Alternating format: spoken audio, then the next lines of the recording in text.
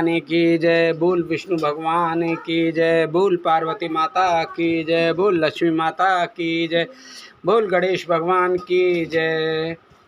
विष्णु भगवान की सत्यनारायण व्रत कथा। बोल विष्णु भगवान की जय। श्री सत्यनारायण व्रत कथा, पहला अध्याय। एक समय नैमिषारण्य तीर्थ में शौनकादिक 88,000 ऋषियों ने श्री सूत जी से पूछा, हे प्रभु, इस कलयुग में वेद विद्या रहित मनुष्यों को प्रभु भक्ति किस प्रकार मिलेगी तथा उनका उद्धार कैसे होगा? इसलिए हे मुनिश्रेष्ठ, कोई ऐसा तप कहिए जिससे थोड़े समय में पुण्य प्राप्त हो में तथा मनवांछित फल मिले। वह कथा सुनने की हमारी इच्छा है। सर्वशास्त्र ज्ञाता श्री सूत जी बोले, हे वैष्णवों, मैं पूज्य, आप सबने प्राणियों के हित की बात पूछी है। अब मैं उस श्रेष्ठ व्रत को आप लोगों से कहूँगा जिस व्रत को नारद जी ने लक्ष्मी नारायण से पूछा था और लक्ष्मीपति ने मुनिश्रेष्ठ नारद से कहा था। सो ध्यान से सुनो। एक समय देव ऋषि नारद जी दूसरों के हित की इच्छा से अनेक लोकों में घूमते हुए मृत्युलोक में आ पहुँचे। यहाँ अनेक योनियों में जन्मे हुए प्राय सभी मनुष्यों को अपने कर्मों द्वारा अनेकों दुखों से पीड़ित देखकर सोचा, किस यत्न के करने से निश्चय ही प्राणियों के दुखों का नाश हो सकेगा। ऐसा मन में सोचकर विष्णु लोक को गए। वहाँ श्वेत वर्ण और 4 भुजाओं वाले देवों के देव नारायण, जिनके हाथों में शक्र चक्र गदा और पद्म थे और वरमाला पहने हुए थे, को देखकर स्तुति करने लगे। हे भगवान, आप अत्यंत शक्तिशाली, शक्ति से संपन्न हैं। मन तथा वाणी भी आपको नहीं पा सकते। आप आदि, मध्य और अंत नहीं हैं। निर्गुण स्वरूप, सृष्टि के आदि भूत व भक्तों के दुखों को नष्ट करने वाले हो, आपको नमस्कार है। नारद जी से इस प्रकार की स्तुति सुनकर विष्णु भगवान बोले, हे मुनिश्रेष्ठ, आपके मन में क्या है? आपका किस काम के लिए आगमन हुआ है? निसंकोच कहो। हे मुनिश्रेष्ठ, तब नारद जी बोले, मृत्युलोक में सब मनुष्य जो अनेक योनियों में पैदा होकर अपने अपने कर्मों के द्वारा अनेक प्रकार के दुखों से दुखी हो रहे हैं। हे नाथ, मुझ पर दया रखते हो तो बताइए कि उन मनुष्यों के सब दुख थोड़े से ही प्रयत्न से कैसे दूर हो सकते हैं। श्री भगवान जी बोले, हे नारद, मनुष्यों की भलाई के लिए तुमने बहुत ही अच्छी बात पूछी है। जिस काम के करने से मनुष्य मोह से छूट जाता है, वह मैं कहता हूँ। सुनो, बहुत पुण्य देने वाला स्वर्ग तथा मृत्युलोक दोनों में दुर्लभ एक उत्तम व्रत है। आज मैं प्रेमवश होकर तुमसे कहता हूँ। सत्यनारायण का ये व्रत अच्छी तरह विधि पूर्वक करके मनुष्य आयु पर्यंत यहाँ सुख भोग कर मरने पर मोक्ष को प्राप्त होता है। श्री भगवान के वचन सुनकर नारद मुनि बोले कि उस व्रत का क्या फल है और क्या इसका विधान है? किसने यह व्रत किया है और किस दिन यह व्रत करना चाहिए? विस्तार से कहिए। भगवान बोले, दुख शोक आदि को दूर करने वाला, धन धान को बढ़ाने वाला, सौभाग्य तथा संतान को देने वाला, यह व्रत सब स्थानों पर विजय प्राप्त करने वाला है। भक्ति और श्रद्धा के साथ किसी भी दिन मनुष्य श्री सत्यनारायण की प्रातः या सायंकाल समय ब्राह्मणों बंधुओं के साथ धर्मपरायण होकर पूजा करे। भक्ति भाव से नैवेद्य केले का फल, घी, दूध, दही और गेहूं का चूर्ण सवाया लेवे।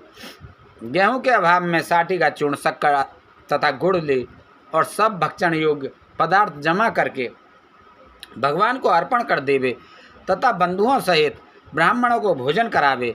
पश्चात स्वयं भोजन करे। नृत्य, गीत, भजन आदि का आचरण कर सत्यनारायण भगवान का स्मरण करके समय व्यतीत करे। इस तरह व्रत करने पर मनुष्य की इच्छा निश्चय पूरी होती है। विशेषकर कली काल में भूमि पर यही मोक्ष का सरल उपाय है। इस श्री प्रथम अध्याय समाप्त। दूसरा अध्याय शुरू।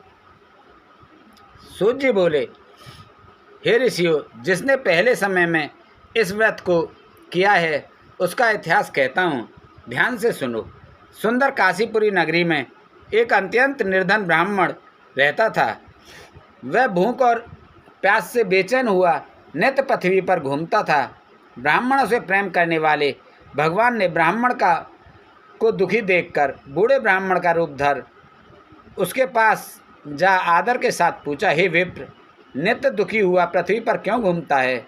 हे श्रेष्ठ ब्राह्मण, यह सब मुझसे कहो, मैं सुनना चाहता हूँ। ब्राह्मण बोला, मैं निर्धन ब्राह्मण हूँ, भिक्षा के लिए पृथ्वी पर फिरता हूँ। हे भगवान, यदि आप इसका उपाय जानते हो तो कृपा कर करो, सारी आप मुझसे कहो। वैद्य ब्राह्मण बोला कि सत्यनारायण भगवान मनवांचित फल देने वाले हैं, इसलिए मैं ब्राह्मण तू उनका पूजन कर, जिसके करने से मनुष्य सब दुखों से मुक्त हो जाता है। ब्राह्मण को व्रत का सारा विधान बताकर बूढ़े ब्राह्मण का रूप धरने वाले श्री सत्यनारायण भगवान अंतर्ध्यान हो गए। जिस व्रत को व्रत ब्राह्मण ने बतलाया है मैं उसको करूँगा। यह निश्चय करने पर उसे रात में नींद भी नहीं आई और वह सवेरे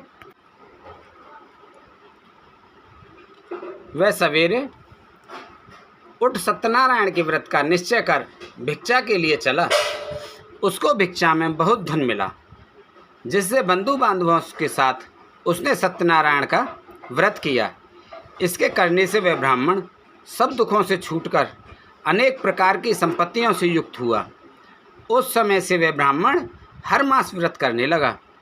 इस तरह सत्यनारायण भगवान के व्रत को जो करेगा वह मनुष्य सब दुखों से छूट जाएगा। इस तरह नारद जी से नारायण का कहा हुआ यह व्रत मैंने तुमसे कहा। हे विप्रो, मैं अब और क्या कहूँ? ऋषि बोले, हे मुनीश्वर, संसार में इस ब्राह्मण से सुनकर किसने किसने इस व्रत को किया, हम यह सब सुनना चाहते हैं। इसके लिए हमारे मन में अत्यंत श्रद्धा है। सूत जी बोले, हे मुनियों, जिसने इस व्रत को किया है वह सब मैं आपसे कहता हूँ। एक समय वही ब्राह्मण धन और ऐश्वर्य के अनुसार बंधु बांधवों के साथ व्रत करने को तैयार हुआ। उसी समय एक लकड़ी बेचने वाला बूढ़ा आदमी आया और बाहर लकड़ियों को रखकर ब्राह्मण के मकान में गया। प्यास से दुखी लकड़हारा उनको व्रत करते देखकर ब्राह्मण को नमस्कार कर कहने लगा कि आप यह क्या कर रहे हैं और इसके करने से क्या फल मिलता है? कृपया कर आप मुझसे कहो। ब्राह्मण ने कहा, सब मनोकामनाओं को पूरा करने वाला यह सत्यनारायण भगवान का व्रत है। इसकी ही कृपा से मेरे यहाँ धन धान्य आदि की वृद्धि हुई है। ब्राह्मण से इस व्रत के बारे में जानकर लकड़हारा बहुत प्रसन्न हुआ। चरणामृत ले और प्रसाद खाने के बाद अपने घर को गया। लकड़हारे ने अपने मन में इस प्रकार संकल्प लिया कि आज नगर में लकड़ी बेचने से जो धन मिलेगा उसी से सत्यनारायण देव का उत्तम व्रत करूँगा। यह मन में विचार कर वह बूढ़ा आदमी लकड़ियों को अपने सिर पर रखकर जिस नगर में धनवान लोग रहते थे वह ऐसे सुंदर नगर में गया। उस रोज़ वहाँ पर उसे उन लकड़ियों का दाम पहले दिनों से चौगुना मिला। तब वह बूढ़ा लकड़हारा दाम ले और अति प्रसन्न होकर पक्के केले की पुली, शक्कर, घी, दूध, दही और गेहूं का आटा इत्यादि सत्यनारायण भगवान के व्रत की सभी सामग्रियों को लेकर अपने घर गया। फिर उसने अपने भाइयों को बुलाकर विधि के साथ भगवान जी का पूजन कर व्रत किया। उस व्रत के प्रभाव से वह बूढ़ा लकड़हारा धन धान पुत्र आदि से युक्त हुआ और संसार के समस्त सुख भोग कर बैकुंठ को चला गया। इस श्री सत्यनारायण भगवान का द्वितीय अध्याय समाप्त। बोलो हरिओम नमो नमे। तीसरा अध्याय शुरू। सूत जी बोले, हे श्रेष्ठ मुनियों, अब आगे की कथा कहता हूँ, सुनो।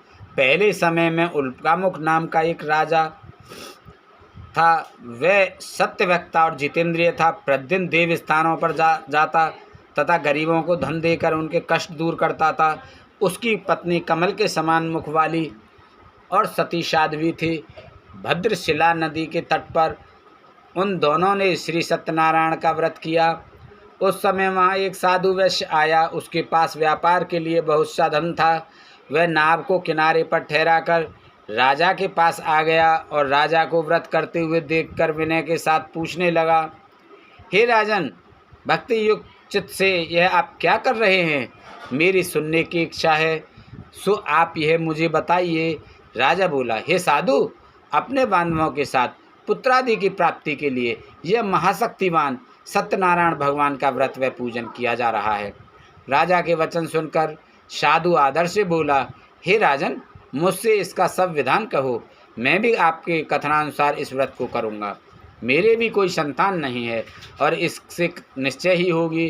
राजा से सब विधान सुन व्यापार से निवृत्त हो वह आनंद के साथ घर गया। साधु ने अपनी स्त्री से संतान देने वाले उस व्रत का समाचार सुनाया और कहा कि जब मेरे संतान होगी तब मैं इस व्रत को करूँगा। साधु ने ऐसे वचन अपनी स्त्री लीलावती से कहे। एक दिन उसकी स्त्री लीलावती पति के साथ आनंदित हो सांसारिक धर्म में प्रवृत्त होकर सत्यनारायण भगवान की कृपा से गर्भवती हो गई और 10वें महीने में उसने एक सुंदर कन्या को जन्म दिया। दिनों दिन वह कन्या इस तरह बढ़ने लगी जैसे शुक्ल पक्ष का चंद्रमा बढ़ता है। कन्या का नाम लीलावती रखा गया। तब लीलावती ने मीठे शब्दों में अपने पति से कहा कि आपने संकल्प किया था कि भगवान का व्रत करूँगा, अब आप उसे करिए। साधु बोला, हे प्रिय, इसके विवाह पर करूँगा। इस प्रकार अपनी पत्नी को आश्वासन दे वह नगर को गया। कलावती पितृगृह में वृद्धि को प्राप्त हो गई। साधु ने जब नगर में सखियों के साथ अपनी पुत्री को देखा तो तुरंत दूत बुलाकर कहा कि पुत्री के वास्ते कोई सुयोग्य वर देखकर लाओ। साधु की आज्ञा पाकर दूत कंचन नगर को पहुंचा और वहां पर बड़ी खोज और देखभाल के कर लड़की के लिए सुयोग्य वणिक पुत्र को ले आया। उस सुयोग्य लड़के को देखकर साधु ने अपने बंधु बांधवों सहित प्रसन्नचित्त अपनी पुत्री का विवाह उसके साथ कर दिया। किंतु दुर्भाग्य से विवाह के समय भी उस व्रत को करना भूल गया।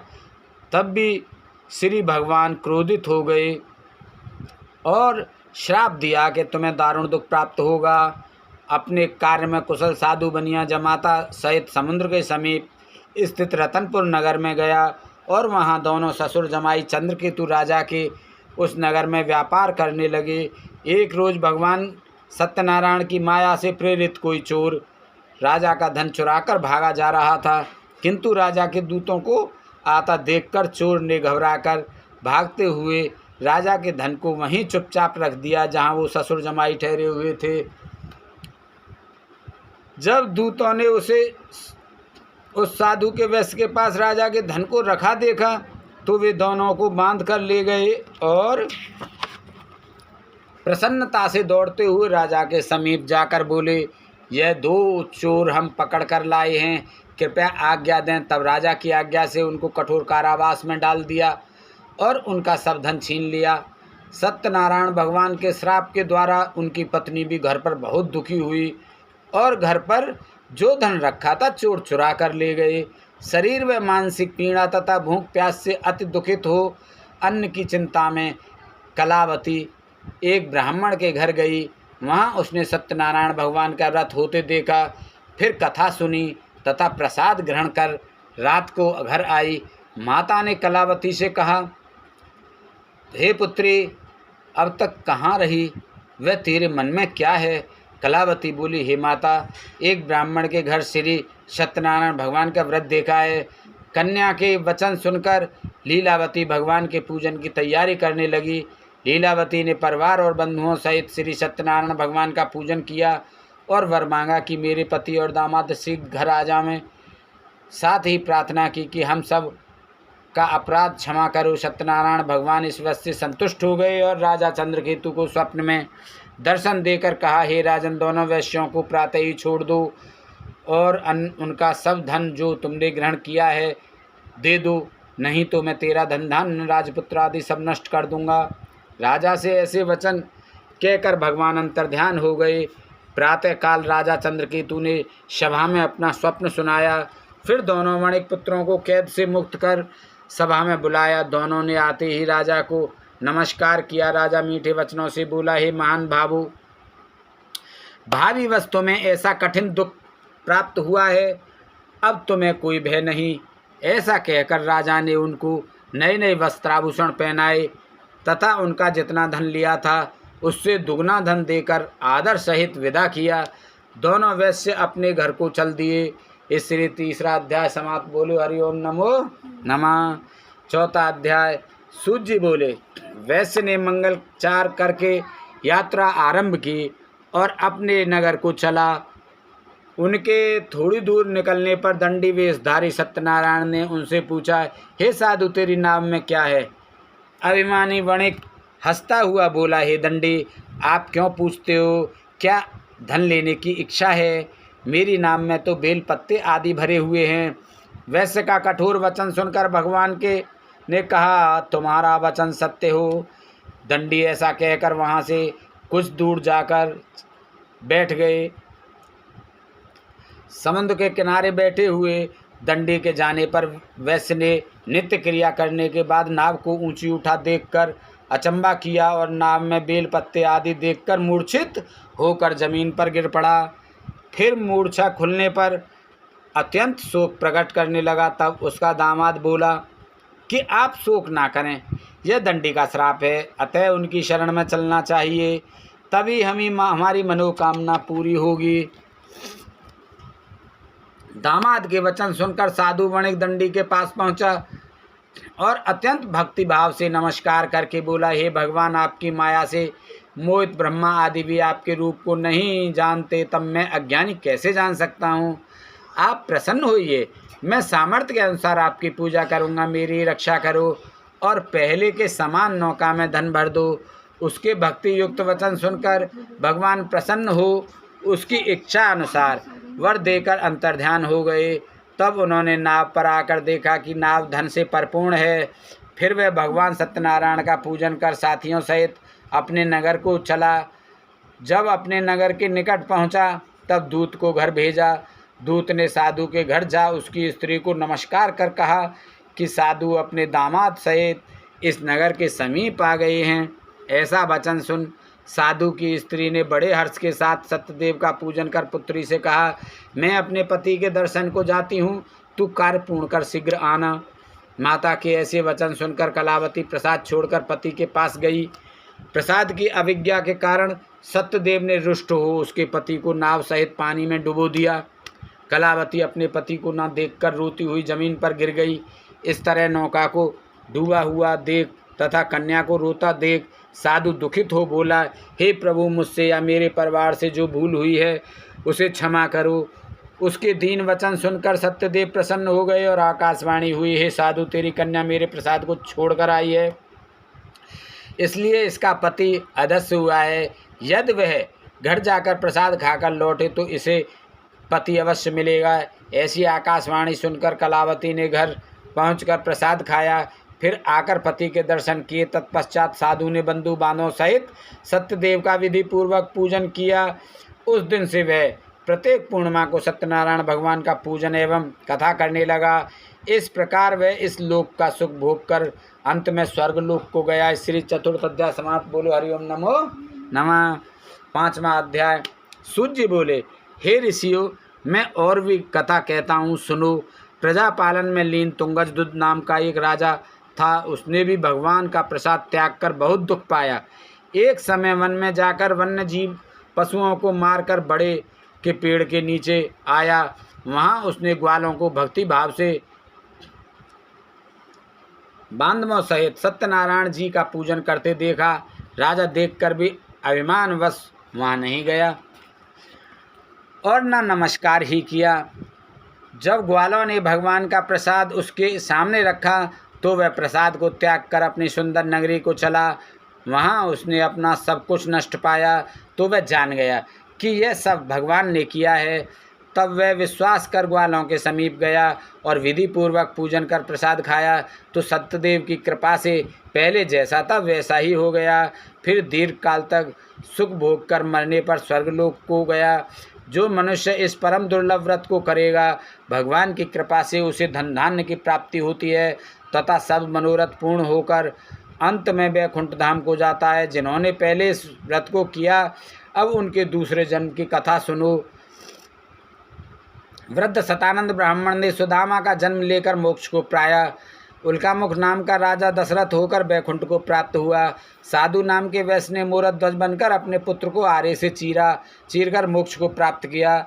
महाराज तुंगध्वज ने स्वयंभू होकर भगवान में भक्ति युक्त कर्म कर मोक्ष को प्राप्त किया। श्री सत्यनारायण व्रत कथा संपूर्णम। बोलियो सत्यनारायण भगवान की जय।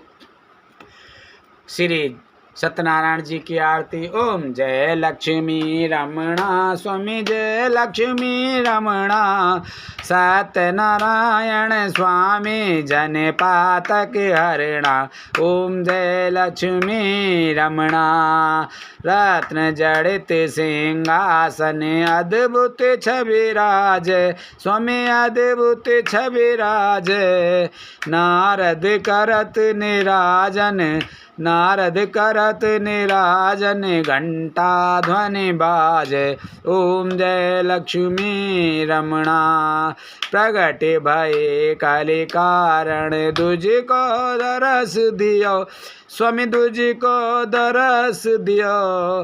बूढ़ो ब्राह्मण बन कर, बूढ़ो ब्राह्मण बन कर कंचन महल कियो।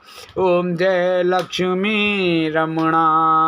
दुर्बल भील कठारो, जिन पर कृपा करी, स्वामी जिन पर कृपा करी। चंद्रचूर्ण एक राजा, चंद्रचूर्ण एक राजा, जिनकी विपत हरी।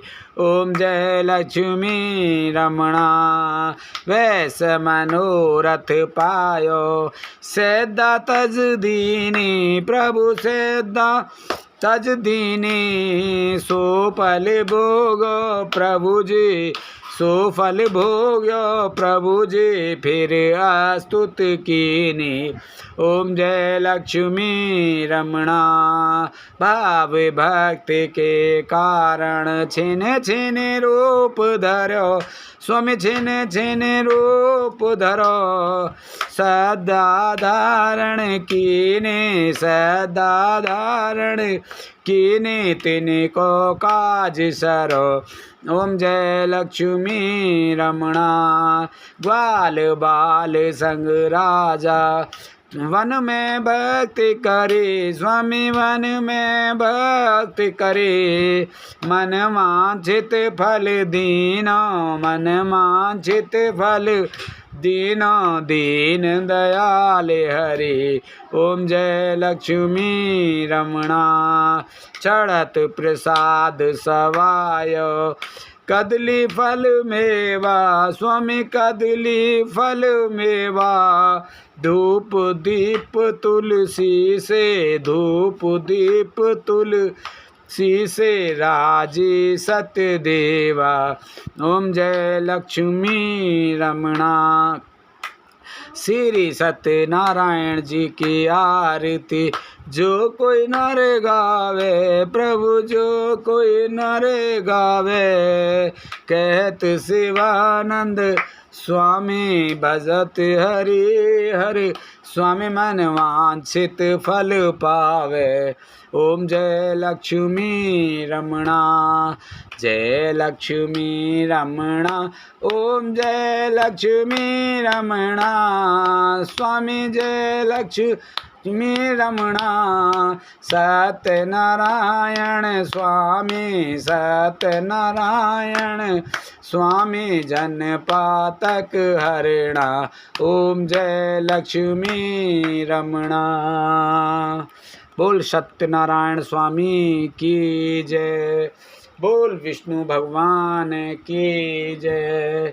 बोल गणेश भगवान की जय। बोल हनुमान बाबा की जय। बोल शंकर भगवान की जय। बोल पार्वती माता की जय। बोल लक्ष्मी माता की जय। धर्म की जय हो, धर्म की जय हो। अधर्म का नाश हो, अधर्म का नाश हो। विश्व का कल्याण हो, विश्व का कल्याण हो। प्राणियों में सद्भावना हो, प्राणियों में सद्भावना हो। हर हर महादेव शंभू।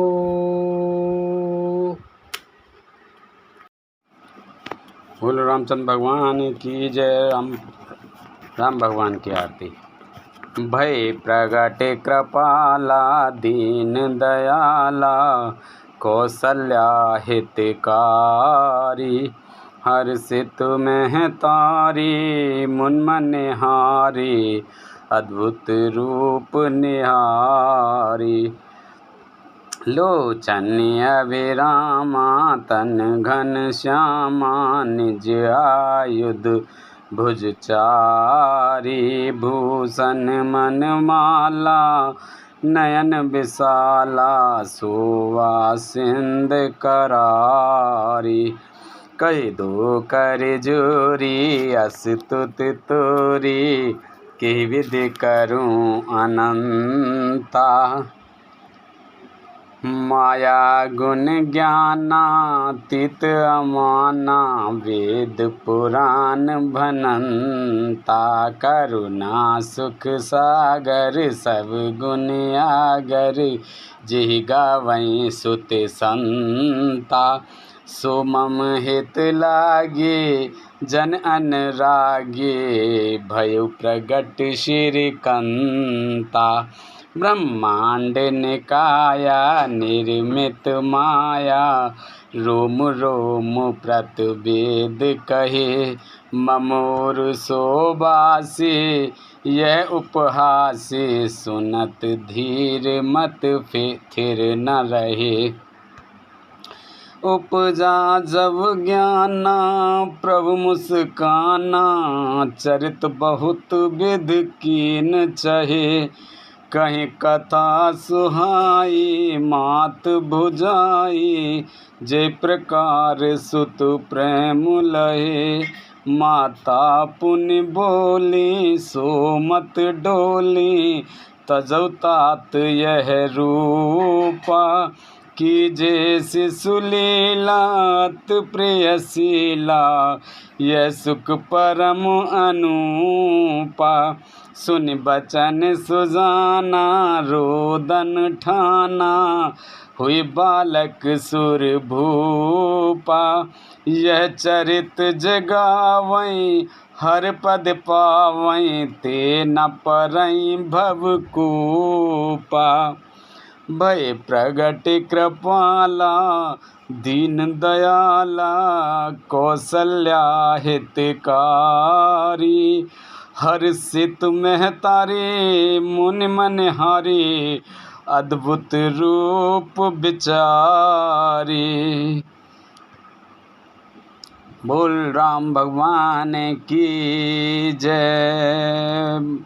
बोल सीता मैया की जय। श्री राम जय राम, जय जय राम।